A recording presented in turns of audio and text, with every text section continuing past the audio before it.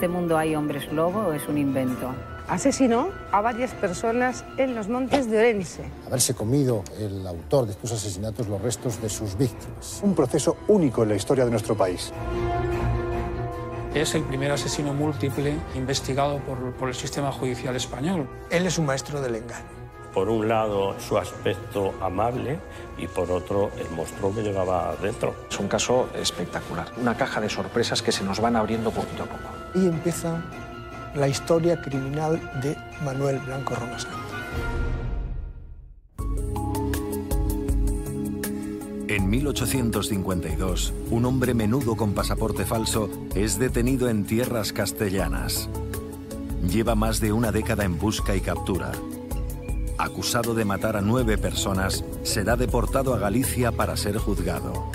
La reina Isabel II escribirá su sentencia final.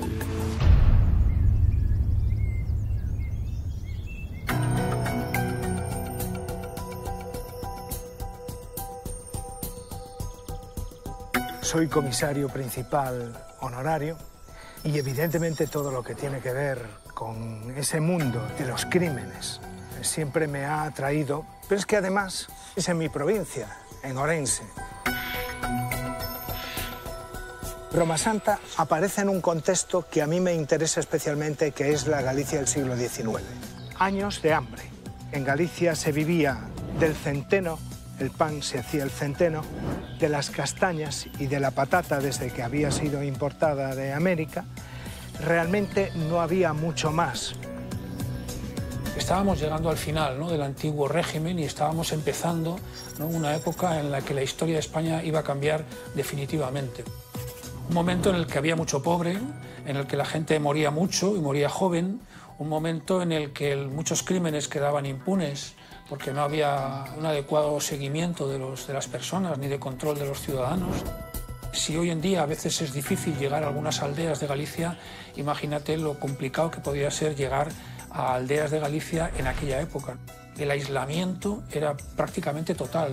Unos tiempos realmente oscuros de esa Galicia mágica, poco evolucionada, del siglo XIX, donde no había absolutamente nada que tuviera que ver con la modernidad de otros lugares de Europa. Manuel Blanco Romasanta nace a principios del siglo XIX, ajeno a la guerra de la independencia y a las convulsiones políticas de las grandes ciudades. Pongan atención, señores. En la aldea de Esgos comienza su propia guerra. Un suceso de Galicia. Aquí les voy a explicar.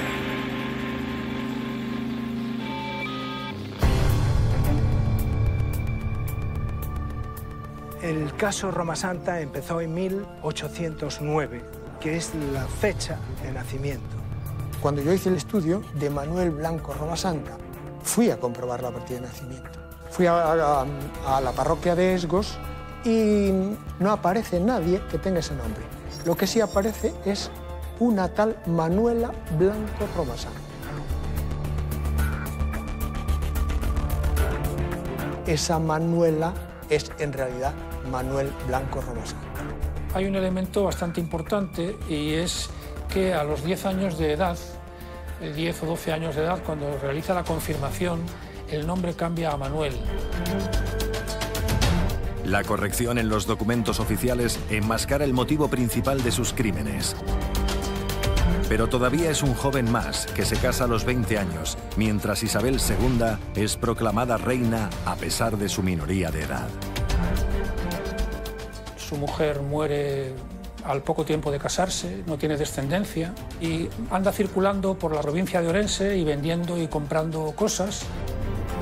Se menciona Manuel Blanco Romasanta, alias Tendero, en distintas ocasiones en la causa. Incluso se había generado una leyenda a su alrededor de que vendía unto procedente de seres humanos en la zona del norte de Portugal.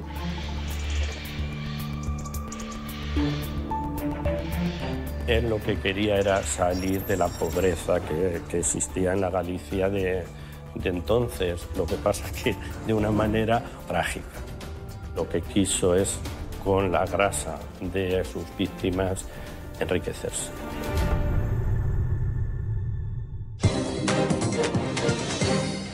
Según los testimonios recogidos en la época, Blanco Romasanta pudo haber empleado a sus víctimas para algo más. Romasanta tenía muchos sobrenombres, es llamativo, ¿no? El hombre del unto, sacamantecas. De pequeña me amenazaba si no comía, si no hacía las cosas bien, con el hombre del unto.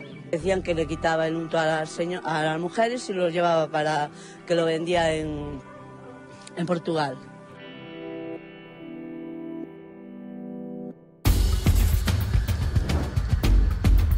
Conocedor de los beneficios del ungüento de sebo humano para tuberculosos, Romasanta ve en su venta una próspera salida de la pobreza. La pequeña Isabel estrena su reinado personal cuando Manuel comienza a extraer la materia prima para su negocio. Él empieza pronto a matar. Empieza a trabajar de vendedor ambulante en Portugal. En los primeros meses se va de su pueblo con un vecino y ese vecino desaparece.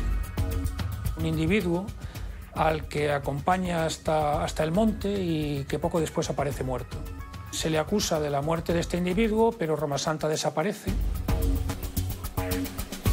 Muchos años después, una señora de Maceda dice, vino por nuestra casa y le pregunto por mi marido y me dice, tu marido se quedó en Portugal, pero me dijo que me des su ropa, su dinero, y la mujer, confiada, se lo da, por lo que va a ser su modo de actuar, que es por dinero, por más razones seguramente, pero también por dinero. Nadie que tenga hambre puede ser libre, porque van a predominar los instintos, van a predominar la biología sobre el raciocinio. El segundo asesinato es un alguacil de León. Él va a comprar a León material para luego revender por las parroquias y le debe mucho dinero al proveedor y le manda al alguacil para que le cobre. A los pocos días aparece muerto. Lo acusan, pero él huye.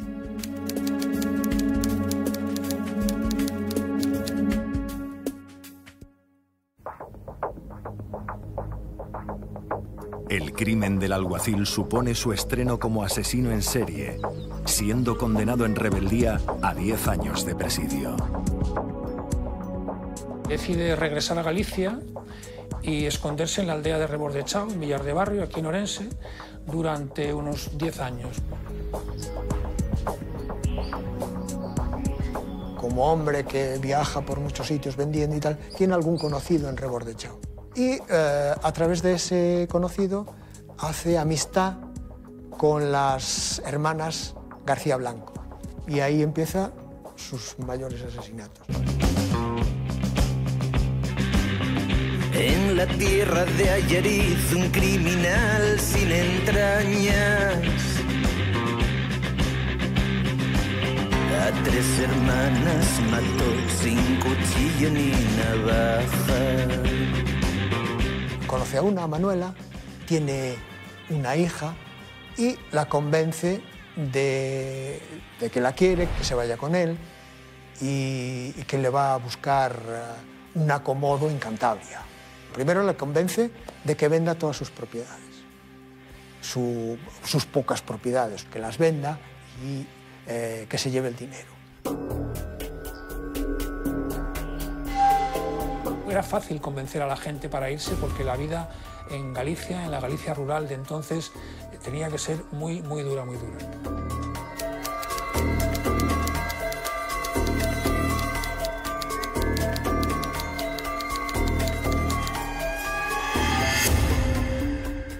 A los pocos días aparece Blanco Romasanta con dinero, con la ropa de Manuela, pero en ese momento la gente no desconfía.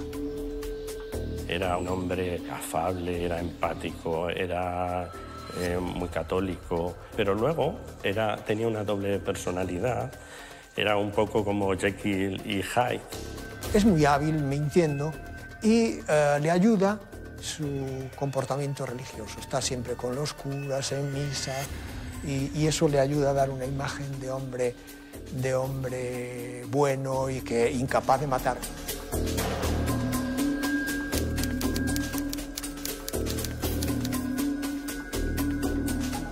Y además se va y vuelve a los 2 días, es imposible que hubiera llegado a Cantabria, ¿no? Manuel Blanco Roma Santa incorpora mentiras en el procedimiento y en la relación que tiene con las familias. Se inventa una carta de una de las mujeres que ha llevado, en teoría, a Santander. Esa carta evidentemente está falsificada, pero sirvió para contentar o para tranquilizar a aquella familia.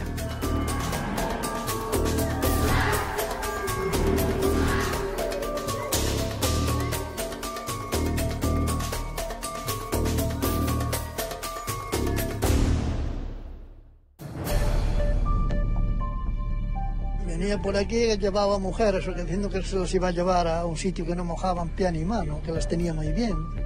Y eso, se marchaba con ellas. Recuerdo de haberlo dicho mi abuela.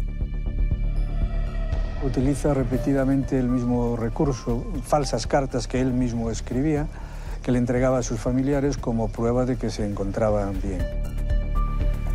Que le traía cartas a la familia escritas, claro, mira, están muy bien, muy contentas. Camelaba, vamos, en una palabra, camelaba a la gente.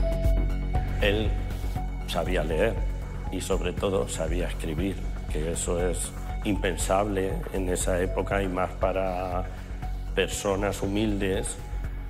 A mí es lo que más me ha llamado la atención de la personalidad de Roma Santa, su inteligencia.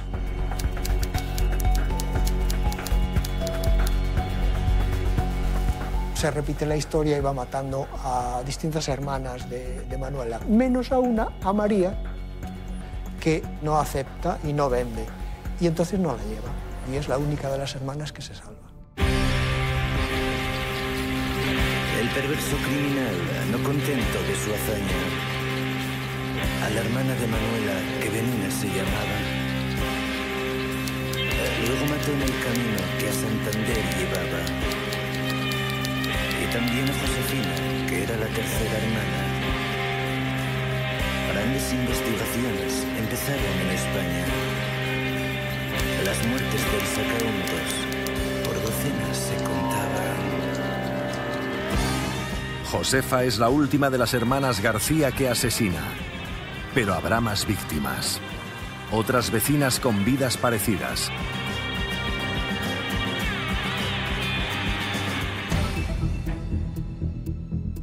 Numerosos crímenes con un solo modus operandi: enamorar, robar, matar.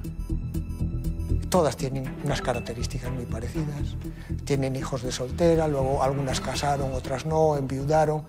Deciden seguirle, subiendo la Sierra de San Mamés y atravesando todos los caminos de León hasta llegar a Santander y colocarlas en un lugar para trabajar. Pero estas mujeres no llegaron a su destino en ningún momento, no se supo nunca nada más de ellas y tampoco aparecieron sus cadáveres en la sierra. La Sierra de San Mamés, que está a mi derecha, sus múltiples caminos para ir a un lado y a otro, que él atravesaba con frecuencia, corgas que decimos en Galicia, que se meten entre los muros y profundizan y que están completamente cubiertos de árboles, como aquí, fue lugar idóneo para la comisión de todos esos asesinatos. La frondosidad del paisaje no fue su único aliado. El cura de Rebordechao será su salvoconducto a Castilla.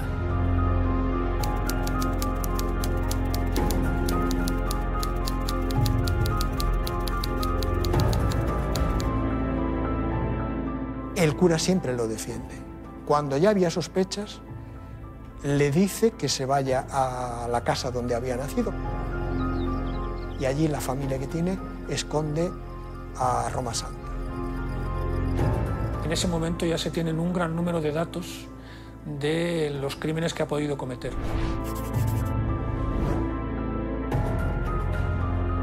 Entra la Guardia Civil, no lo encuentra porque ya lo habían avisado y se escapa. Entonces es cuando se escapa a Toledo. Lo metieron en una cuadra hasta que vinieron a buscarlo, y cuando vinieron a buscarlo ya se estaba escapando por el agujero del agua. Y se echó a correr y se escapó. Y no la dio cogido. No hay duda de que Manuel Blanco Romasanta fue un asesino. Mató a muchas mujeres y por varias razones. Una económica, está clarísimo, se aprovecha de su ropa, de su dinero. También tuvo que haber otras razones.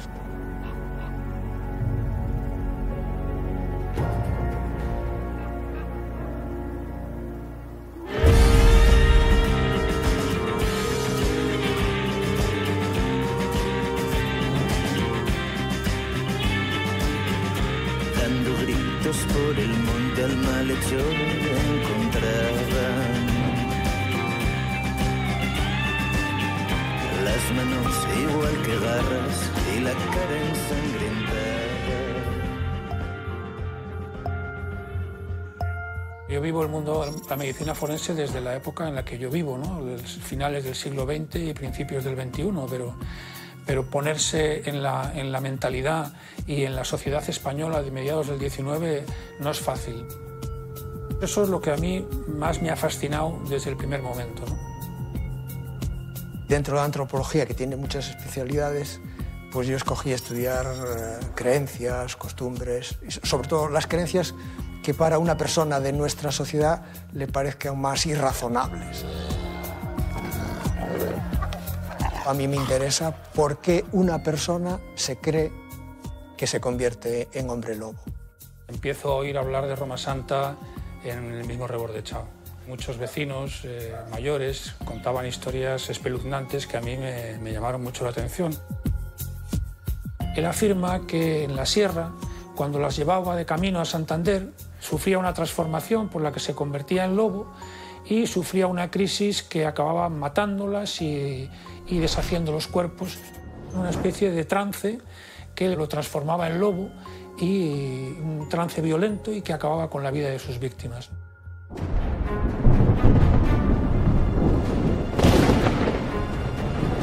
Pero en estos montes de Orense nadie podrá olvidar nunca las noches de luna llena. Entre mujeres e rapaces, pois non podían andar solos, polo concepto de que tropezaban co lobo e liquidaban. Es como una transformación de hombre en lobo.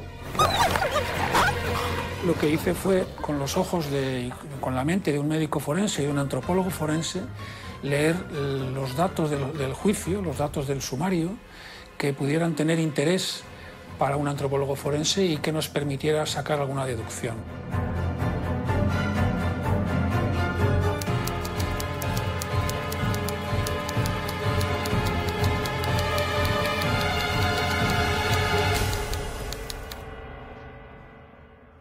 ¿Cuál era el animal totémico de Galicia? El lobo, que era el que realmente destruía los rebaños, atacaba a las reses, etc. Era el que hacía daño, o lobo da xente. Mi idea es que aprendió de la cultura en la que había nacido, de la imagen de lo que era el hombre lobo. Él se identifica con el hombre lobo, le sirve de imagen de cómo él se entiende a sí mismo. ¿Por qué eligió el hombre lobo? Porque un psicópata, evidentemente, no siempre se declara un hombre lobo para justificar las muertes que haya cometido. ¿Por qué Romasanta sí lo hizo?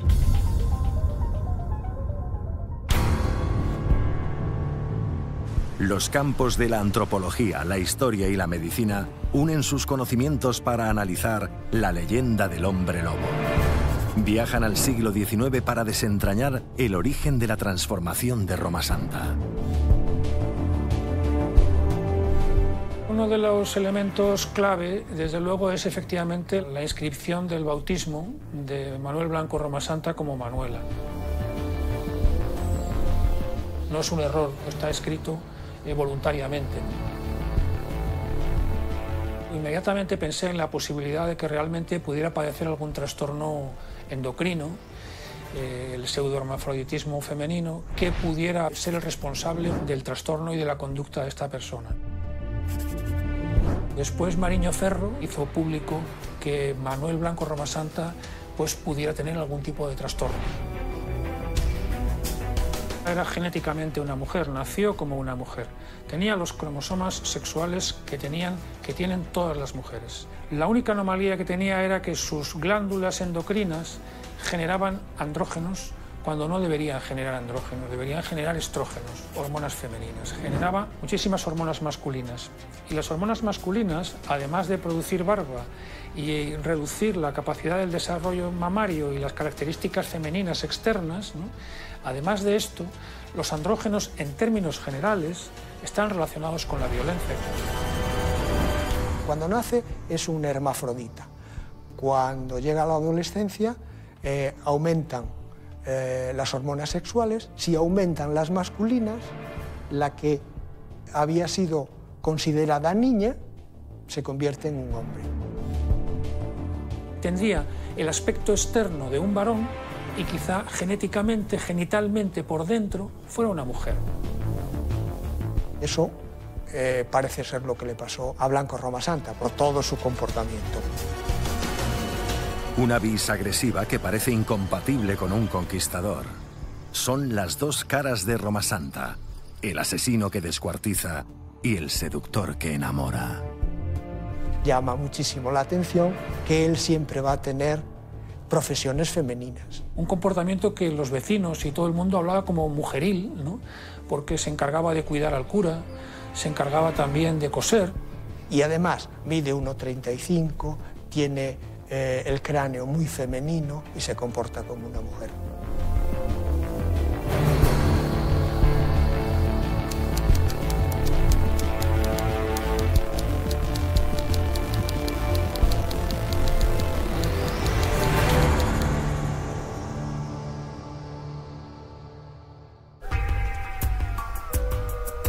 Los expertos coinciden en señalar un defecto genético como la causa de su virilización. Una alteración acallada por el tabú de la época. El síndrome adrenogenital que define Mariño Ferro, yo prefiero llamarlo pseudohermafroditismo femenino. Es una anomalía hereditaria que lo padecen pues, un porcentaje relativamente alto de individuos, aunque es una enfermedad rara, pero para este tipo de enfermedad, dentro de las enfermedades raras, es una de las más, digamos, frecuentes. La propia enfermedad en sí misma no genera violencia, pero sí que creo que el hecho de que Roma Santa tuviese un nivel posiblemente muy elevado de andrógenos para su sexo genético condicionaron su conducta violenta. Para entender su comportamiento, ante sí mismo se dijo: yo soy un hombre lobo. Un factor intrínseco camuflado e incontrolable al que se sumará un detonante externo. Considero que es un personaje poliédrico que condensa todo lo que es el imaginario colectivo gallego. Puede que la transformación de Roma Santa en lobo, así como la propia certeza que él mismo tenía de que dicha transformación se producía, fuesen producto de las alucinaciones que le provocó la ingesta en mal estado del centeno con el que hacían el pan.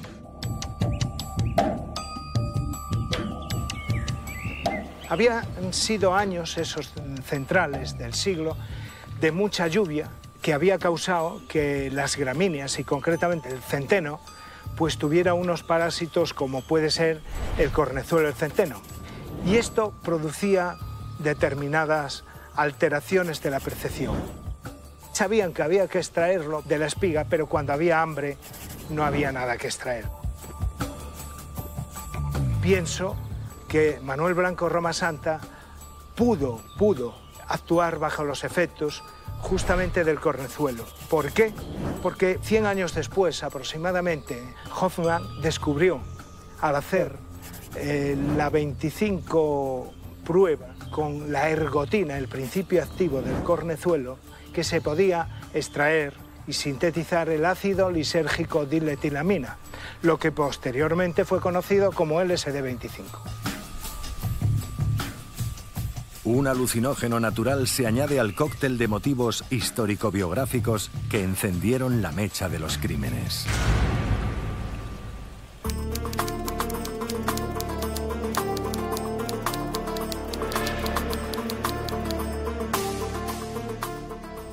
las leyendas que había escuchado, sus propias patologías, como digo, que llevan desde el inicio a que lo inscriban como mujer, todo eso mezclado, bajo la influencia del LSD-25, pudo haber sido el agente causante de todas estas muertes.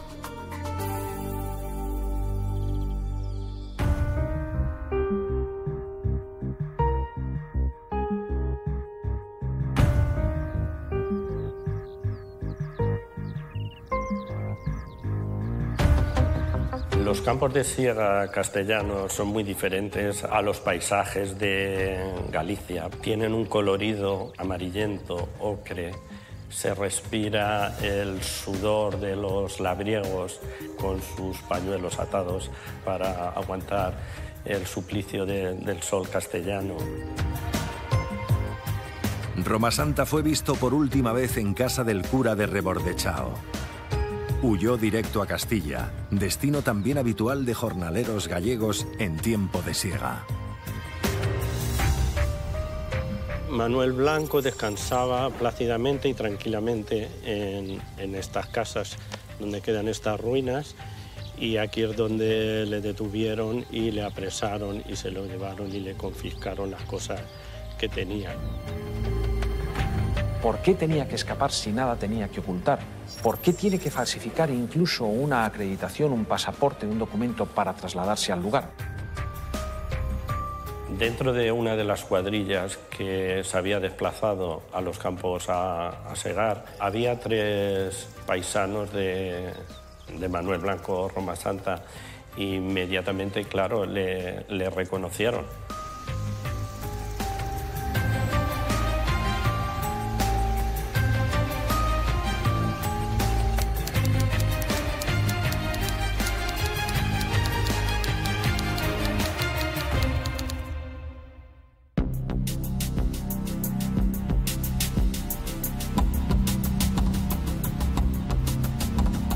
A él se le detiene como sospechoso en Toledo de varios homicidios, unos en Ponferrada y otros en Nayarit. Sobre sus fechorías se redactaron más de 2000 páginas que permanecen en las dependencias del Archivo Histórico del Reino de Galicia, dentro de la titulada como Causa 1788 del Hombre Lobo. Este proceso es el único conocido en España donde se enjuicia y se condena a un licántropo. Es la única sentencia que se conoce contra un hombre lobo.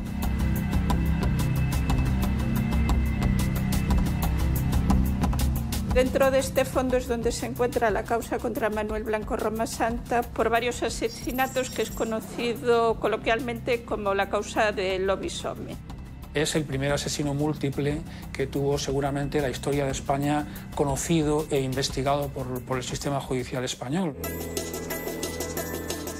Manuel Blanco Romasanta no puede imaginar que su detención hará historia.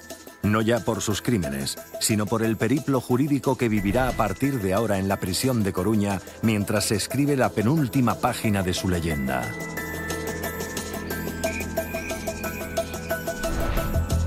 Le cogen, le llevan al ayuntamiento, el alcalde le empieza a interrogar y él niega todo. Él no es Manuel Blanco Romasanta. Cuando a él lo detuvieron, se le encontró una serie de documentación y entre ellas eran las cartas de varias de las víctimas o de personas desaparecidas que él tenía en su poder y que en teoría mandaban a la familia para asegurar que estaban bien. Van a su casa y ¿qué es lo que le encuentran? El pasaporte para pasar al reino de Castilla. El pasaporte, pero a nombre de Antonio Gómez. Él llevaba cubierta su parte de que él negó ante el alcalde que fuera Manuel Blanco Romasanta. También, como la prueba número 2, está un impreso de la carta de amor de un galán a su dama. También se le encontró un calendario lunar y una bula. El arma de Romasanta no solo eran sus manos, fueron también el uso de su cerebro a la hora de utilizar el lenguaje. Su intelectual modus operandi no le libra de ser deportado a Galicia. Comienza un singular proceso judicial que durará 2 años. En esta segunda parte, si las fuerzas no me fallan, daremos fin al relato que estremece a toda España.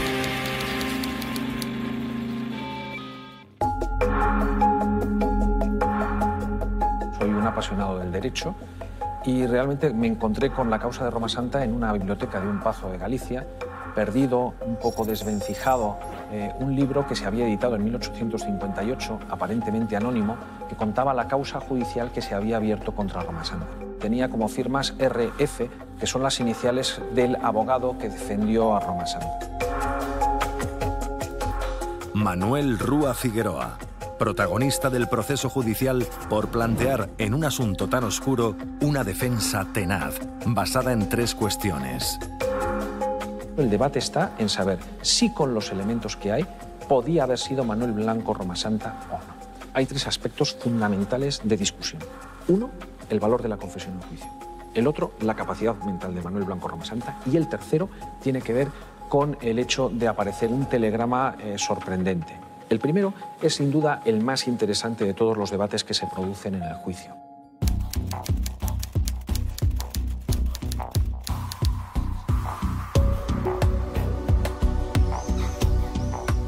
Al llegar a Berín, confiesa todo absolutamente.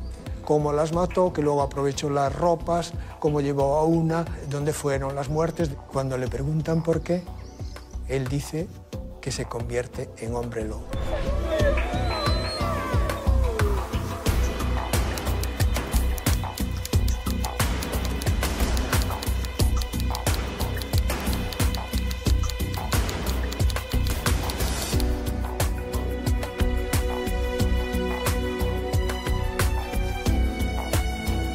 Hay elementos que pueden favorecer una sentencia absoluta.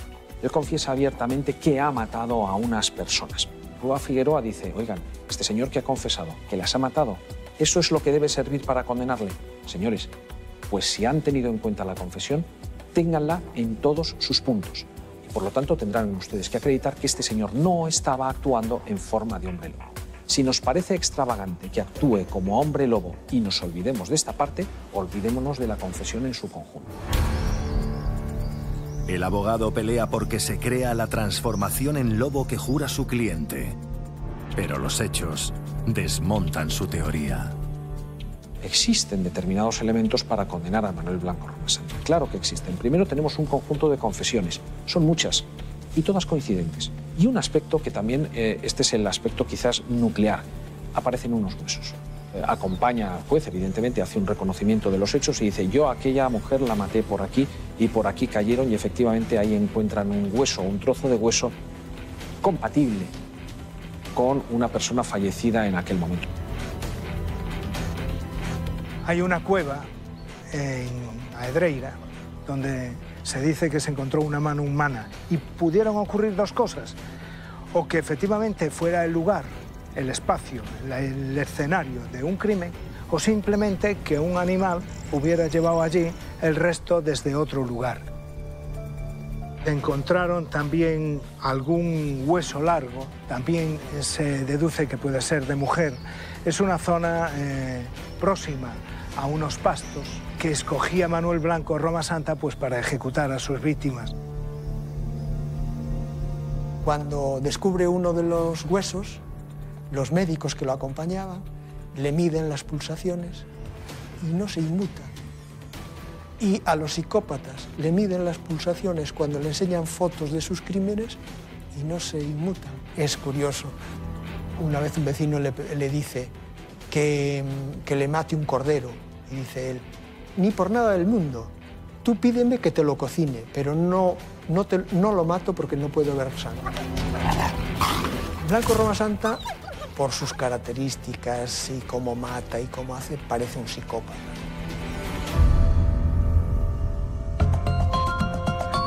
La psicopatía es el segundo pilar que aborda la causa judicial. 6 facultativos de Allariz analizan sus palabras y sus actos. Una decisión trascendental, pues su locura podría ser su salvación. Ese segundo punto de discusión serio es el estado mental de Manuel Blanco Romasanta en el momento de cometer los hechos. Él lo que dice es, en una determinada noche de San Pedro, una pequeña maldición hace que me convierta en hombre lobo. Era capaz de comprender, de pensar, de entender lo que estaba haciendo, de decidir su voluntad de acuerdo con su comprensión. Aquí es cuando se produce un estudio muy interesante por parte de un conjunto de médicos que ejercen en Nayarit. No pocos estudiosos se han dedicado tiempo a entender desde el punto de vista psiquiátrico qué le podía pasar a Romasanta, para entender si realmente era o no una persona imputable. No todos los psicópatas son asesinos. Para que eso suceda, tiene que haber, sobre todo, abusos durante la niñez o la adolescencia, abusos sexuales, maltrato. En el caso de Romasanta, yo creo que fue determinante el aspecto familiar. Después de un debate interesante y después de ver cómo es y cómo habla, llegan a una conclusión de que no le falta mentalidad, no le falta cabeza, lo que tiene es maldad. Después de escuchar el parecer tanto del fiscal como la de la defensa, la sentencia condena a muerte a Manuel Blanco Romasanta por el homicidio de 9 personas. La primera sentencia certifica su cordura legal. La sentencia del 6 de abril de 1853 le condena a garrote vil y al pago de 1.000 reales de pena por cada víctima. La causa concluye textualmente que es un malvado de claro entendimiento que aventó la sensibilidad del corazón, ávido de lucro, que resulta ser lobo cuando le conviene serlo. Abocado a morir, estaba por llegar el tercer pilar de la causa judicial. Las alejadas vidas de la reina y del asesino en serie finalmente se cruzan.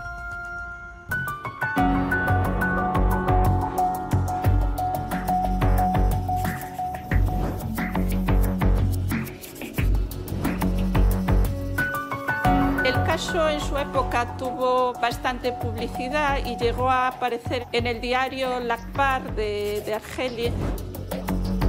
Este es el periódico argelino donde se menciona el caso de Romasanta, donde se enteró Mr. Phillips del caso. Y aquí está la carta que se dirigió al ministro de Justicia.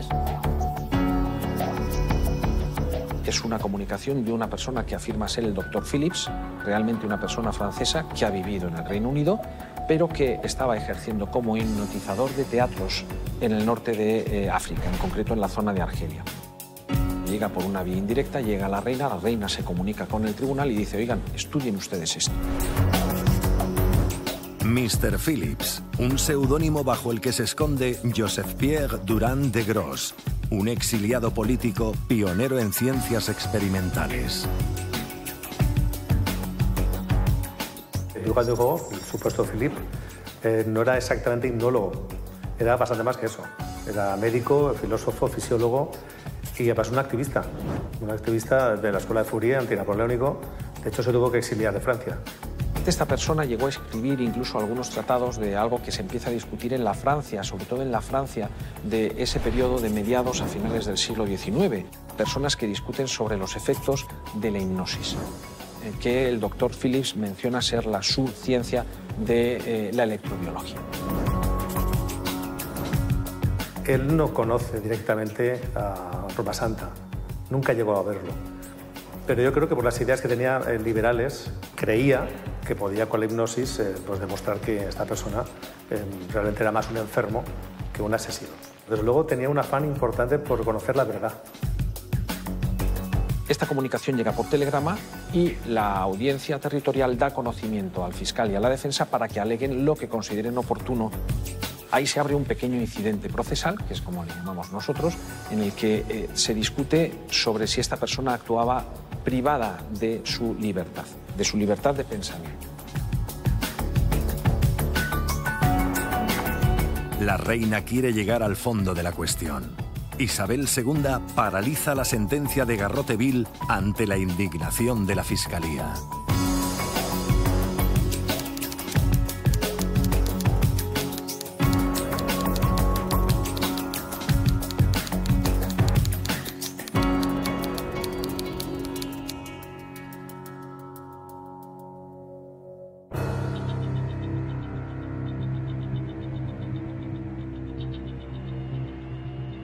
Cuando nos estamos moviendo en el siglo XIX, un indulto forma parte del derecho a aplicar justicia. En aquella época sí estaba mucho más marcada que en la actualidad el hecho de que la justicia se aplica en nombre del rey. Por lo tanto, los tribunales actúan en nombre del rey y el rey además siempre tiene el derecho de gracia o indulto. Y en este caso es una de las circunstancias que existen y que tienen su importancia en el caso. La reina da una orden en la que se indulta la pena de muerte por la cadena perpetua que cumplió en Ceuta. La cadena perpetua tenía como consecuencia aparejada lo que se llamaba la pena de extrañamiento, es decir, la separación de la península, de los territorios propiamente reales, a una zona que en este caso resultó ser Ceuta, con el objeto de que pudiera ser estudiado por científicos. La verdad es que nunca fue estudiado por científicos.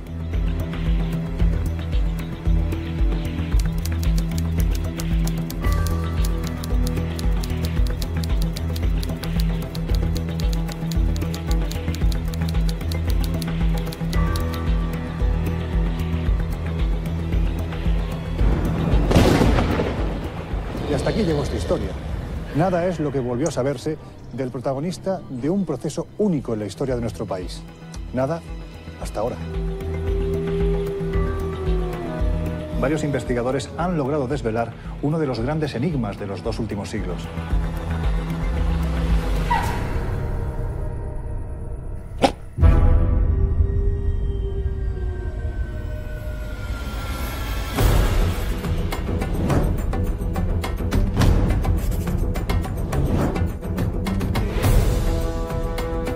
Podríamos decir que el caso de Manuel Blanco Romasanta sigue abierto. Tiene determinadas aristas que lo hacen verdaderamente atractivo hoy.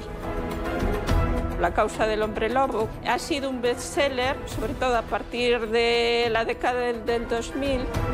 No en vano, es la primera causa que tenemos de un asesino en serie del que se conserve el expediente judicial completo. Es un asesinato en serie que responde también a una tradición, porque no es el único caso de licantropía que se recoge en las crónicas judiciales. Ya en el siglo XVI hay uno en Italia, hay uno en el siglo XVIII en Alemania. Hay un conjunto de casos que verdaderamente tienen su significación y que arrastran hasta el tiempo de Manuel Blanco Romasanta. Los expertos revisan la historia buscando similitudes, motivos y contextos. Trabajan para descifrar el instinto del psicópata incomprendido. Yo soy médico forense de pueblo, como digo yo, soy médico forense y moriré siendo médico forense de pueblo. Y he tratado de entender sociológicamente también el mundo rural gallego de la España del siglo XIX, de mediados del XIX. Y yo creo que en el fondo funciona como todo el mundo con las peculiaridades, digamos, de cada región, ¿no? Peculiaridades geográficas, sociológicas, ¿no? Él se sintió siempre mujer y, de hecho, cuando estaba en la cárcel en Coruña, se vestía de mujer y probablemente se sintió siempre mujer. Los fiscales y, sobre todo, el abogado defensor en La Coruña hablan de la necesidad de especialistas en psicología para estudiar casos como el de él.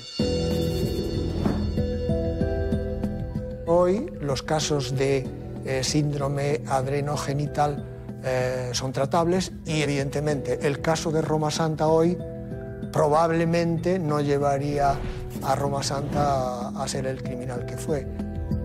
Fue un reto fundamental para el sistema judicial el plantearse el enjuiciar un crimen de este tipo, ¿no? España tenía que tener en aquella época ante Europa también una imagen de garantía democrática. Ya llevaban años anteriores varios profesores de la universidad reclamando la intervención de los médicos en los juzgados, ¿no? El profesor Mata se considera el padre, digamos, de la medicina forense en España. En el mismo año, precisamente, en el que se juzgó a Romasanta, lee un discurso en el que habla de la necesidad de que los médicos forenses existan, ¿no?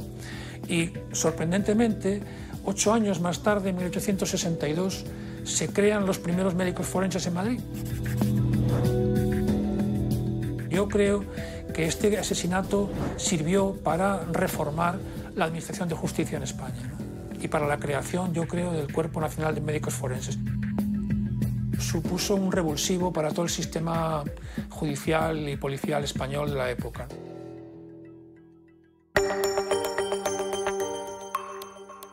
Indudablemente, la causa contra Manuel Blanco Romasanta cambió la criminología española.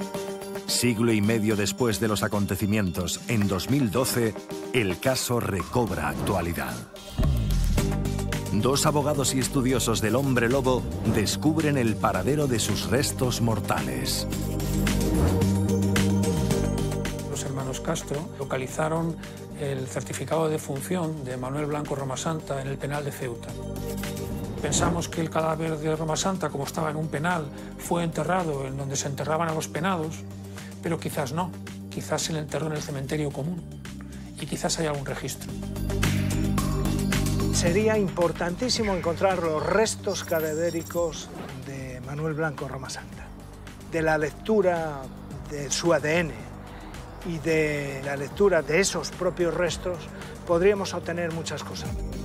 Una investigación que nos queda pendiente es la de intentar desplazarnos a Ceuta y ver por nuestros propios ojos realmente si es cierto o no que el cadáver de Romasanta no se puede encontrar.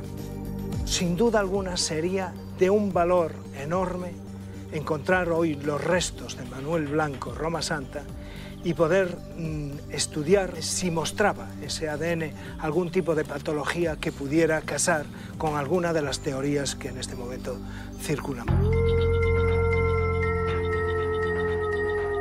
La alteración genética que hizo de Manuel a Manuel, el hambre que le llevó a comer lo que encontró por el camino, el imaginario colectivo gallego. Respuestas que aún hoy no resuelven la pregunta que se hizo el juez. ¿Qué es Manuel Blanco?